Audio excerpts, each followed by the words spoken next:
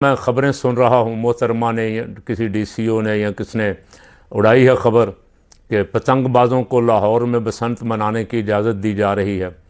उसके लिए कुछ कवायद व ज़वाबित तय किए जा रहे हैं कि किसी खुली जगह पे इजाज़त दी जाए या ये किया जाए वो किया जाए। तो पहली बात तो ये है कि ये हिंदुआना त्यौहार है, ये सब मानते हैं। लुग़त की तमाम किताबों में आप बसंत निकाल के देख लें, बसंत के आगे लिखा हुआ है ये एक हिंदुआना त्यौहार है, बाद में लिखा ये मौसमी त्यौहार है। तो नंबर एक तो ये है कि हमें उनकी पैरवी नहीं करनी। नंबर दो ये है कि ये इसराफ़ है, फजूल खर्ची। जब ये मनाई जाती थी, मुझे एक साहब ने आकर कहा, वो जी बच्चे बड़ा तंग कर रहे हैं, 50,000 की डोर लेके दी है, पतंगें लेके दी हैं। ये 2002 से पहले की बात है। अब वो साहब मेरा ख्याल मस्जिद के चंदे में 10 रुपये डालते थे या 50 डालते होंगे, पतंगबाजी के लिए 50,000 रुपये के लिए। मैं एक आम आदमी की बात कर रहा हूँ।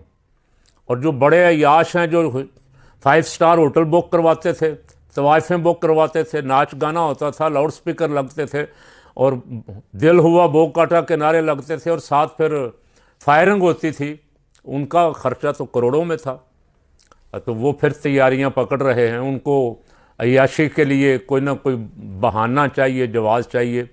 तो फ़कीर उसकी सख्ती से मज़म्मत करता है कि हम भरपूर मुखालफत करेंगे।